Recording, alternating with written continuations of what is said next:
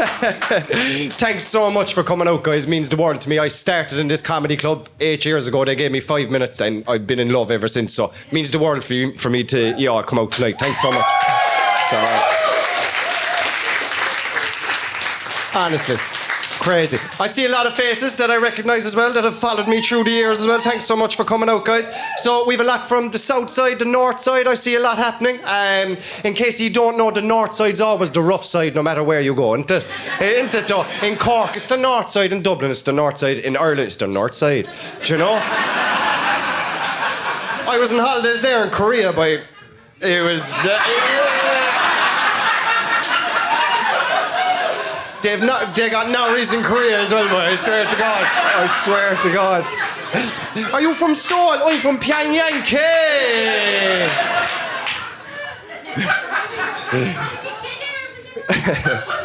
No, I'm so happy to be here and that you even listen to me, guys.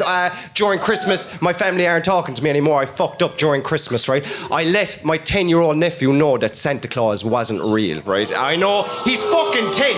He's 10. He's old enough, like, do you know what I mean? Like, no, right? You have to be very careful where I'm from in Mallow, because half the 10-year-olds believe in Santa Claus and the other half I buy 50 bags off. Do you know what I mean?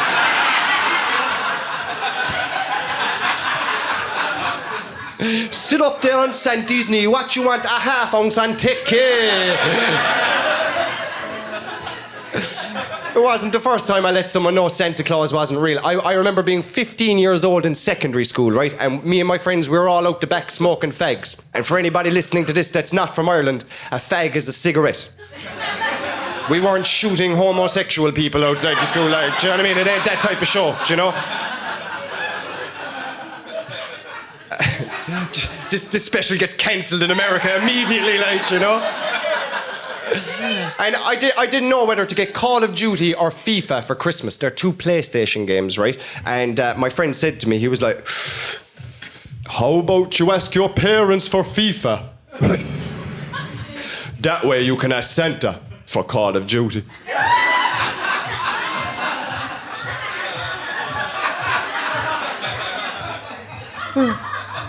Well, like, Santa Claus isn't real at all, you fucking idiot. You've a fucking beard, mate. How did you get this far, like, you know what I mean?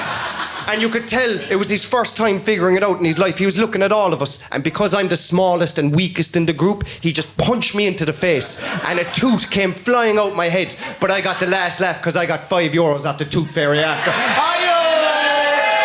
Ayo! Welcome to the comedy show, ladies and gentlemen. Woo! Woo!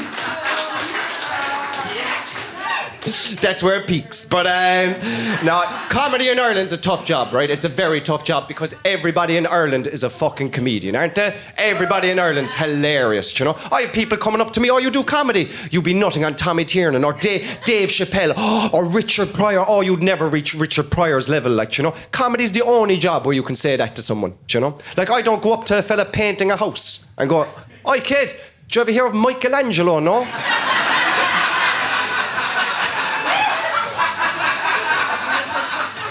Some boy to paint a chapel, lad. He painted 16 fucking chapels, lad. And you're here painting one shitty house blue, like, do you know what I mean? Like, you should draw two fellas there with small Mickeys touching each other, boy. You can take that off me, boy.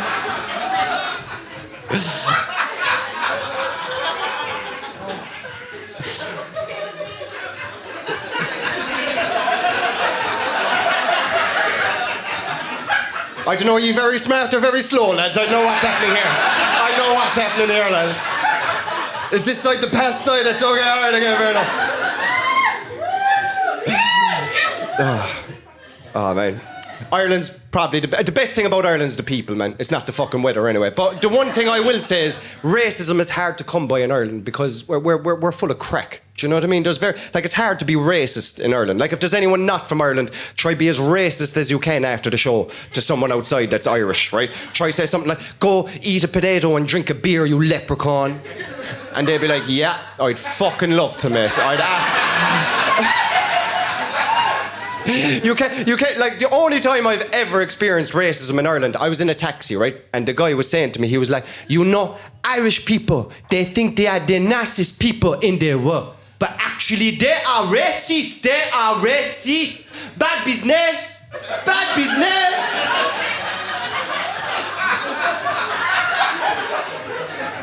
And I was shocked because as an Irish person, I'm used to being complimented, you know, that kind of way.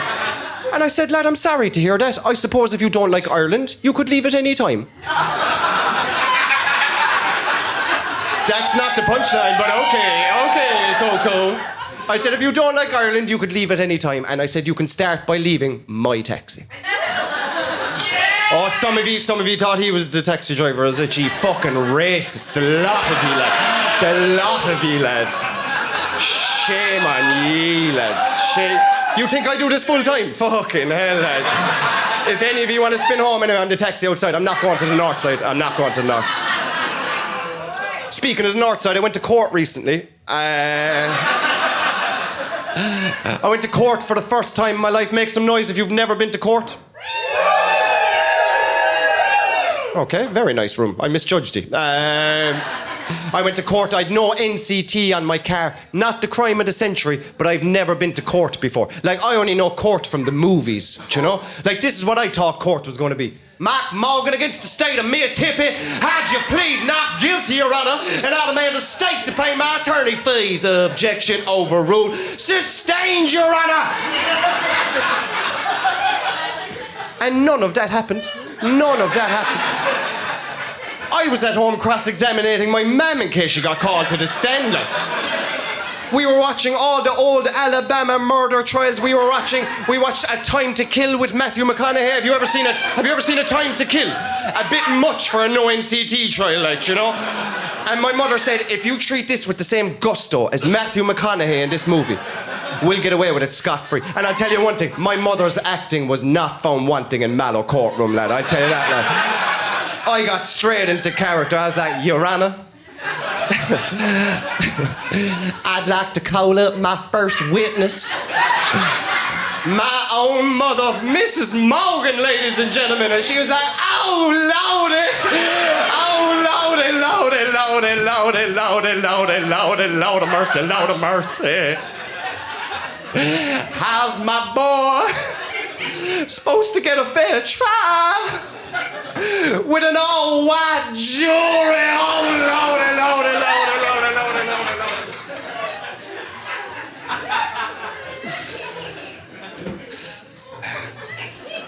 2 penalty points, €100 fine, completely over the top.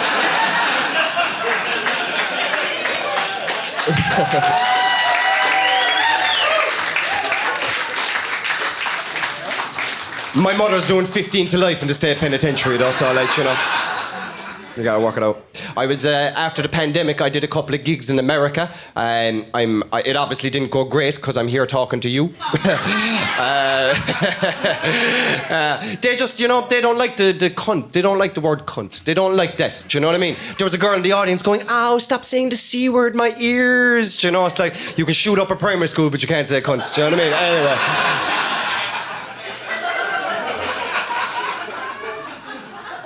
But we love it, man. We put it in a sandwich, like, you know, we love the word cunt. Like I always say to Americans, never come to Ireland and meet our old people, do you know? Because, like, my grandfather, for example, everything is a cunt to my grandfather, do you know? He'd be like, look at that cunt over there. It's like, it's a rainbow, granddad, like, do you know what I mean? Like,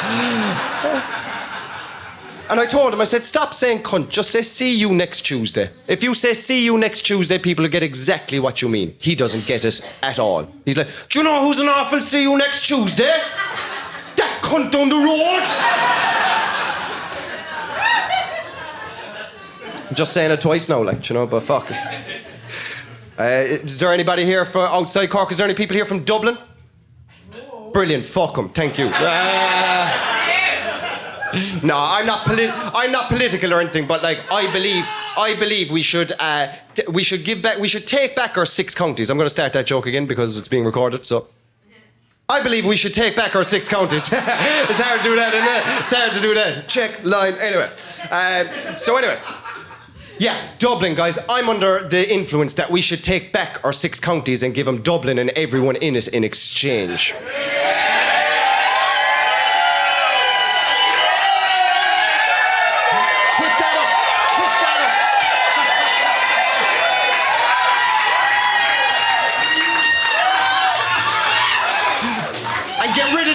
Irish as well, yeah? Yeah, no, okay, fair enough.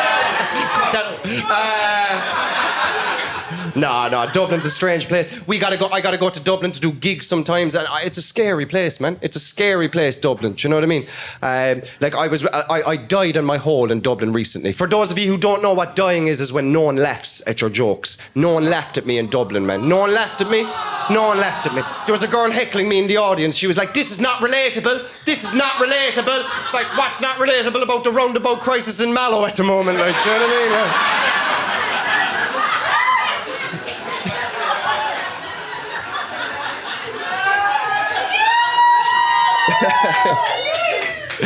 But I was walking back to the train station after I died in my hole in Dublin, right? And I don't know, are you familiar with the walk from Dublin city centre to the train station? I don't care if you're from the Bronx or Venezuela. This is the scariest walk you will ever do in your life. There's shit popping off everywhere. Everywhere, like, you know? You'd see everything except the fucking guard. Anyway, I'm only messing. I love guards. Any guards in the room? Fucking pig bastards, sick to death of them, boy, I swear to God. So I'm walking back to the train station and I'm feeling a bit upset. I'm talking to God. I'm like, God, should I even be doing comedy anymore, man? I'm dying in my hole here in Dublin. Like, please give me a sign, please. And at that moment, a very drunk Dublin lady with blood all over her kneecaps came up to me and was like,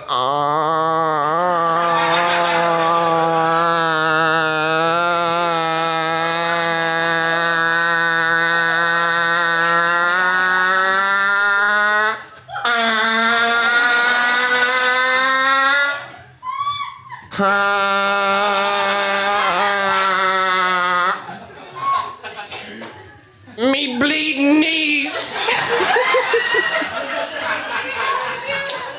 It's like, all right, God, I'll continue to do comedy. Thanks so much for that one, lad.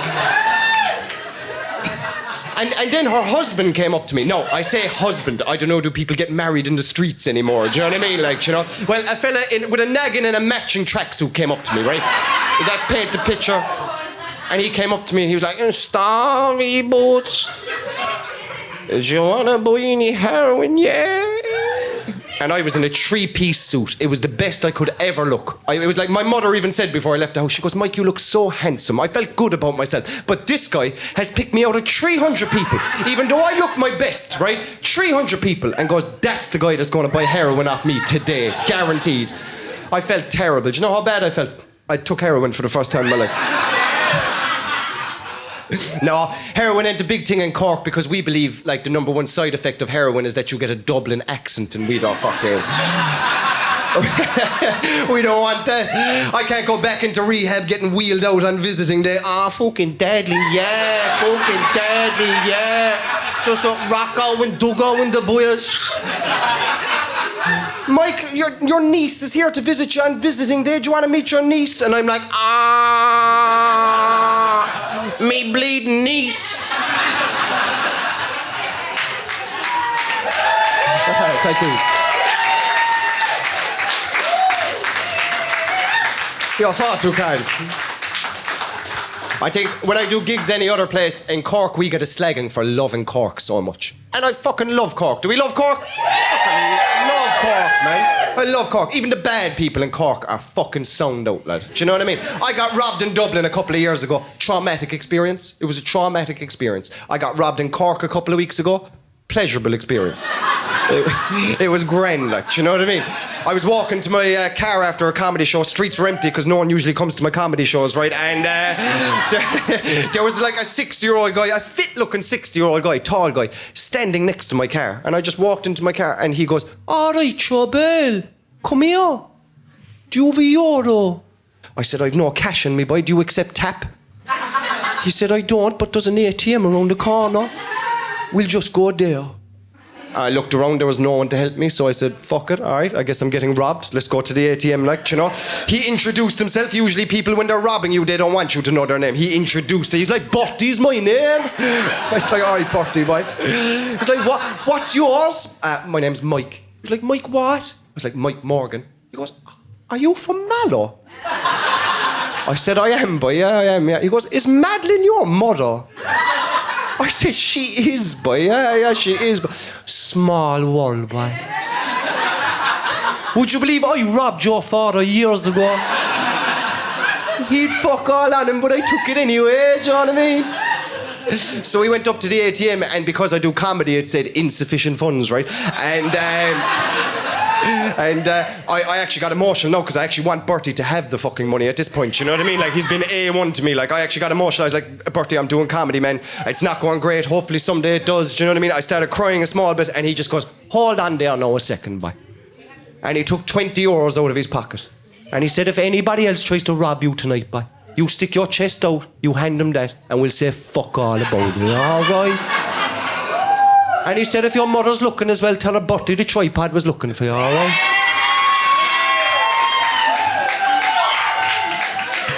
And he was the head off me as well, by the way. It made no fucking sense.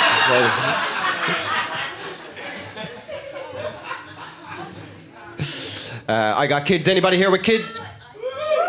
Anybody here with no kids? That's the fucking difference, isn't it? That's the fucking difference. When you have kids, man, you got to mature quick. Like, I'm maturing now, and I'm not even realizing it. Like, things that were funny to me before are not funny anymore. Do you know? Like things that were funny, like, let's say breastfeeding. That was hilarious to me before. Do you know what I mean? No, it's so normal now. And you know, I was out a couple of weeks ago. Me and my girlfriend, we went to a restaurant, right? And she's breastfeeding the baby, obviously. Totally normal to me at this point. And a young fella, a waiter, came up, who I can only describe as me 10 years ago. Came up, and I could see he was looking awkward. Do you know? He was like, he even said to me, he goes, do you want to talk for her? I was like, kid, she's not on a business call, like, you know what I mean? You can fucking talk to her, like, you know? And I could see he was a bit awkward about it. So we made our food order. And just before he went away, I just said to him, to make him feel a bit more comfortable, I said, a pint of milk as well when you're ready, boy. Do you know? And then he cheered up a bit. He goes, sure, don't you have it on tap next year? Lad. I laughed, he laughed, I shook his hand, I said, you do comedy yourself. We had a great crack, right? And then he went away, I turned to my girlfriend, she's fucking furious. She's furious. She goes, why'd you gotta make a fucking joke about everything, like, do you know what I mean? Like, what, like, I'm just here breastfeeding. And why'd you order a pint of milk? You never order a pint of milk. I said, sure, you're losing so much milk, you gotta put it back in. Like, she's like, that's not how it works. I was like, it's how it works. And as she's giving out to me, I can see this waiter coming back with a pint of milk and something funny to say, like, you know. And I'm kind of looking at him as a kid. No, it's not the time, like, you know what I mean? No, we had our moment. Now, fuck off, like, you know what I mean? He came down with a chuckle on his face. He put down the pint of milk and he said, "If you want another pint of milk, you're going to have to wait on an hour. My nipples are fucked."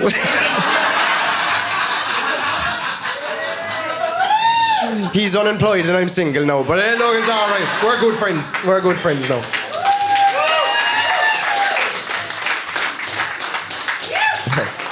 No, I do. My baby's 2 years old. We have a cot. We have a next to me bed, all purely for decoration, because my baby sleeps right fucking here. Every night, my baby sleeps here. My back is fucked. Do you know what would work wonders for me? A night in a hotel would work wonders for me. But I can't ask for that because my girlfriend had the baby. I was there. If anybody needs a night in a hotel, it's her. I can't believe she's still walking around the place. I'm still traumatized after what I've seen. And she's like, will we have another one? And I'm like, I don't fucking know. Do you know that kind of way? Do you know that kind of way? And, do you know that kind of way? So I can't ask for a night in a hotel, but I can make her think that it's her idea to send me to a hotel, right? So this is what I've come up with. Let me know if it's a good idea, right? So my girlfriend, she's not a jealous person. Only time she ever got jealous in her life, we were on holidays years ago in Barcelona, right? And are you from Barcelona? I am. Fair play, boy. You were probably there. And yeah. That's the waiter there. And there you go, my wife.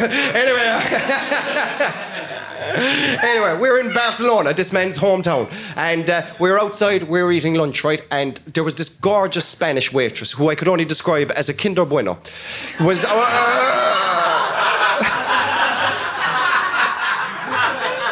She was serving us. And for some reason, this has never happened before or after me in my life, but this Spanish waitress was just cracking onto me in front of my girlfriend. I couldn't believe it. You'd be waiting your whole life, like London buses, but you're waiting your whole life for a girl, then two of them come along at the same time. Do you know what I mean? Nuts. Like, I'm like, where were you 5 years ago? But she was there. I was like ordering like garlic bread, and she'd be like, garlic bread, Dios míos. It was weird, like, it was fucking weird, do you know? And my girlfriend got so upset. She was like, oh my God, she's making it so obvious. Like, all she wants is a tip. All she wants is a tip. I said, maybe she wants the whole thing, love.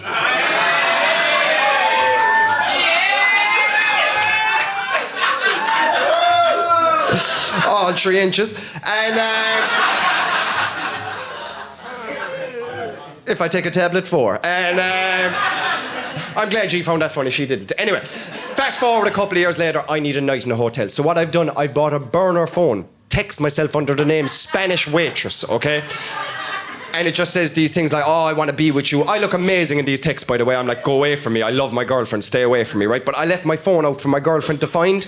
She found it. She's like, how long is this going on? Can I trust you? I was like, there's nothing going on. Do you need space? Do you want me to go to a hotel for a night? I'll go to a hotel for a night to give you space. So it worked. I went to a hotel for a night, right? Got a massage, steam room, sauna, had a full Irish breakfast in the morning, best sleep ever, back was fixed, returned home the next day about noon. All forgiven. My girlfriend was delighted. Only thing is, I think she wants a night in a hotel now because I found her phone up on the counter, right? And it's all these texts from my brother. And it's like, he's never going to find out about us, the stupid cunt. The baby's not even his. Do you know, all these silly messages, do you know? Unbelievable stuff, like, do you know? I was like, do you think I'm going to fall for that? Like, do you know what I mean? They're always getting scammed, the two of them. They're always, my brother and my girlfriend, right? They're getting scammed by that same hotel every Thursday night. There's money coming out of their account. I was like, you should say text stop at any time. Like, I would never fall for anything that stupid, like.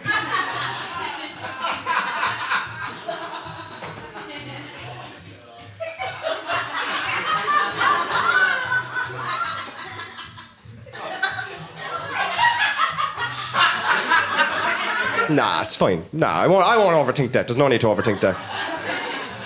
Sorry, no, guys, if this is hard to understand, I got wisdom teeth taken out. And, yeah, it's the worst thing ever, man. I have a big fear of dentists because you go in, you've no problems, and now I have 100 fucking problems. How did that happen? How did that happen? I only came in for a checkup, and then they'll send you to see a specialist. I was like, a specialist? You studied teeth for 10 years, mate. Surely you're the fucking specialist, like, do you know? She goes, no, the tooth is in a strange place. It's in my fucking mouth. Do you know what I mean? If it was in my arsehole, I'd be like, oh, yeah. We're going to see a specialist. Surely someone up in the north side deals with arse tooth.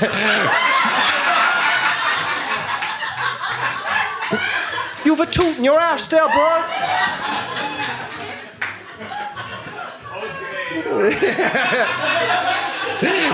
too close for Mark. Mark's tucking in his bum.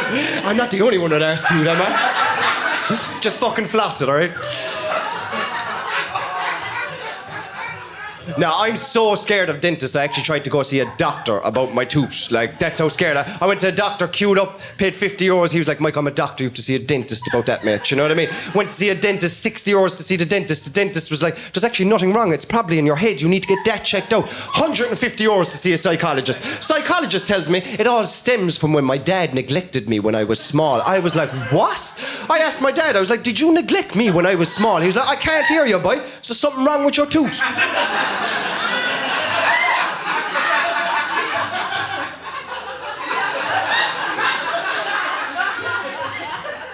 My head is wrecked. My head is wrecked.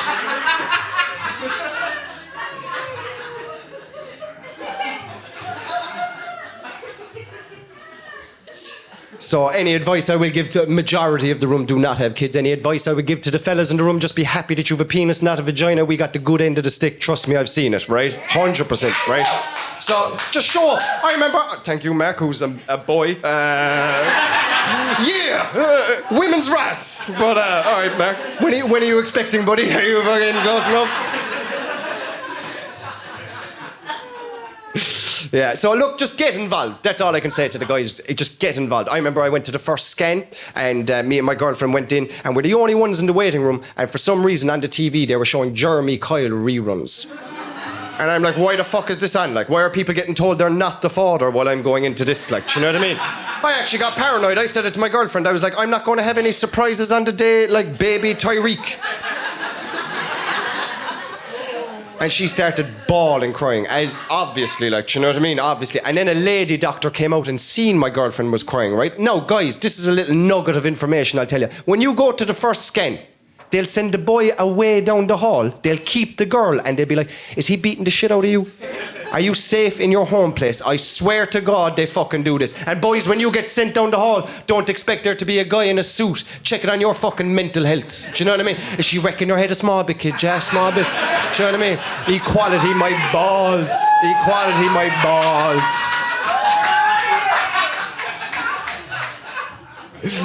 So, controversial, all right, okay. It's all designed to make you laugh, but yeah. So, we went into the waiting room, right, and the lady doctor has seen that I made my girlfriend cry, so I'm on the back foot. When I'm on the back foot, I make stupid jokes to try get everyone on side. So, the doctor said, the baby will be due in July. I said, well, it can be due in July and Muslim by winter, as long as it's happy.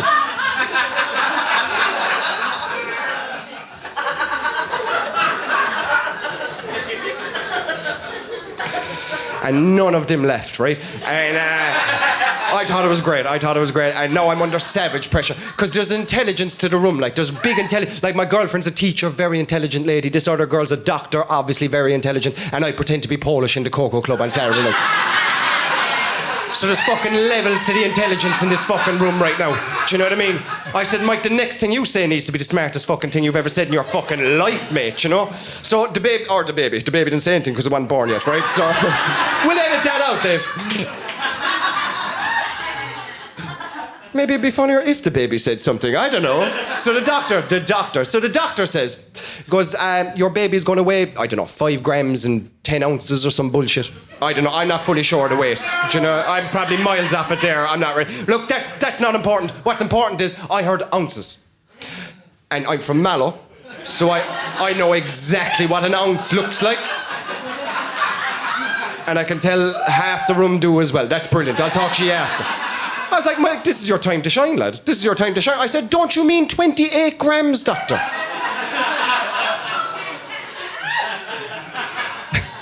She was like, yeah, we'll weigh your baby in grams. That's what we'll do. Your baby's going to be 500,000 grams. I said, I fucking better be, because I'm bringing my scales to the birth. And if that baby's 0.5 off what you told me, fucking hand it back to give me 2 babies next Friday, you bitch.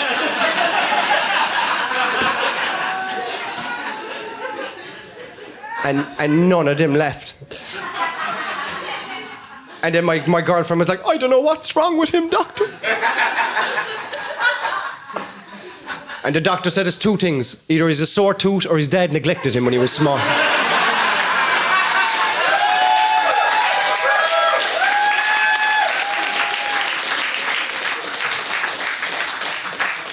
So guys. My last show that I did in 2023, it was called Murphy's Law, and the reason I called it Murphy's Law is because the first gig I did after the pandemic, I was talking to an old man outside the comedy club in Kerry, you know, and he was like, hoo, hoo, hoo, hoo, hoo, hoo, hoo, hoo. I don't know, have you been to Kerry? It's like talking to an owl sometimes, do you know what I mean? And I don't know what we were talking about, and he just goes, idiot, idiot, idiot. That's Murphy's Law. And I've heard that 1,000 times in my life, right? But I don't know what the fuck it means. And I'm not one of these guys to go, do you know what I mean? Oh, what does that mean? What I do when I don't know what something means, I use it every day in a random sentence till I figure out what it means myself. Do you know? A couple of weeks ago, I was eating with my dad. My dad was going on about all the homeless and the housing crisis at the moment. I said, Dad, that's Murphy's Law. And then he said, I suppose it is.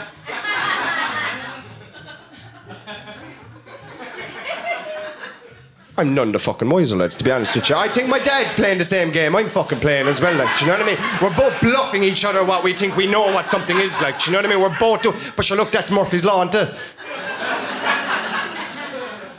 If you didn't laugh at that, that's like as a comedian, what can go wrong will go wrong, do you know that kind of... They should have a name for that, boy. Stockholm Syndrome, I think they call it. I don't know. We'll think of something. I'm from a place called New Two-Pot House. Yeah.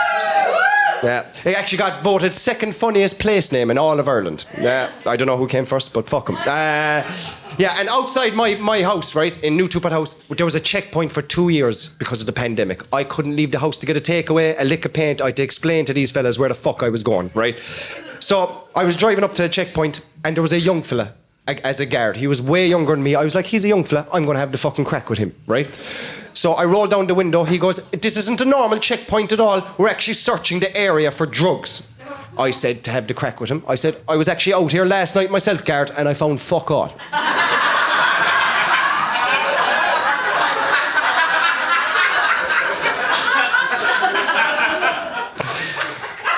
And he said, get the fuck out of the car right now. Do you know?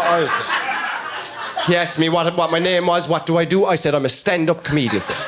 He said, do you think I'm a fucking clown? Like, do you think I'm a fucking idiot? Like, do you know? I said, I swear to God, mate, I don't want to lie to you.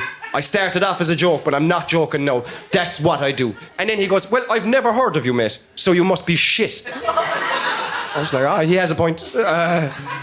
And I was like shocked. I only wanted to crack with this man, like, you know. And I asked him what his name. I'd known most guards in North Cork, unfortunately. And he was new to me. And he said his name is Garden such and such. I won't mention his name, O'Connor. And new to the North Cork area, he said. I said, well, I've never heard of you, mate, so you must be shit.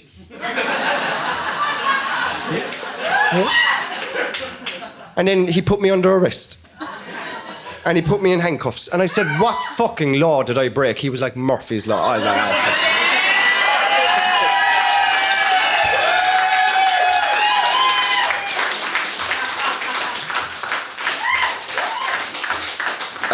I'll finish up there, guys. We're coming to the last joke, so thanks so much for coming out, guys. Really appreciate it. Like, really appreciate it. Thank you. Thank you.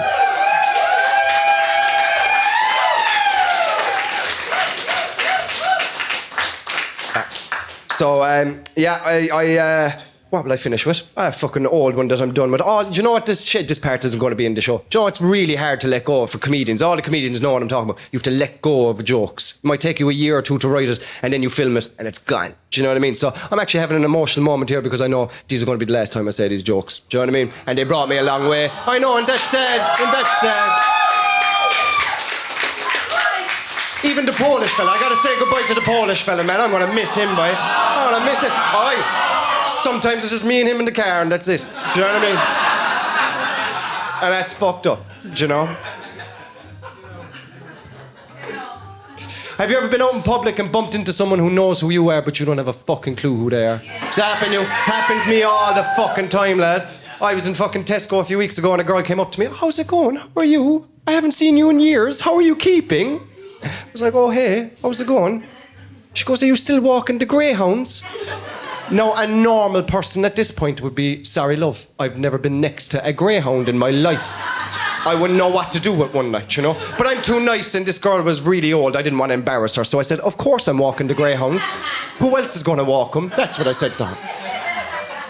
And she goes, I hear you're playing bingo all the time as well. I'm like, who the fuck is this dude? Running around the place doing all these old man activities, like, who the fuck, like, do you know what I mean? I said, yeah, love bingo, can't get enough of it, do you know? Now she's standing in front of me waiting for me to ask her a question. Now I don't know who the fuck this woman is, so I ask her something very vague. I said, how's work going for you?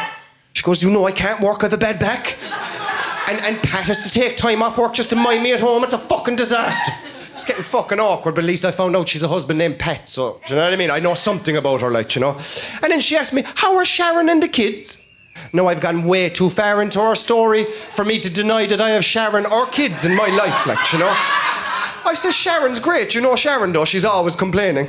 She goes, I'd be complaining too if I had to put up with this shit Sharon has to put up with. I'm like, oh my fucking God, man.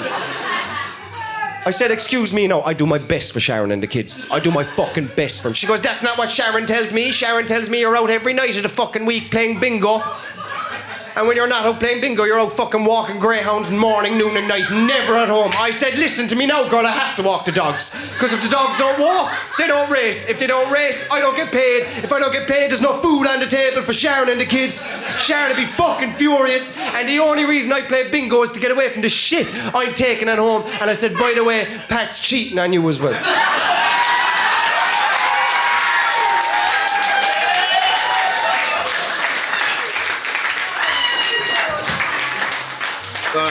Yeah, whatever. So, guys, thanks so much for coming out. That's the end of my show. Yeah, really appreciate it. Like I said, I started off here a couple of years ago, about 8 years ago at this point. There's people in the room that were at that fucking gig 8 years ago, so I really appreciate that. And yeah, the confidence and meaning it gives me doing comedy, and the fact I could sell out my favourite comedy club and just all that. So if you ever want to come see me again, none of these jokes will ever be fucking said again. And Yeah, working on a new one, and thanks so much, guys. Genuinely from the bottom of my heart.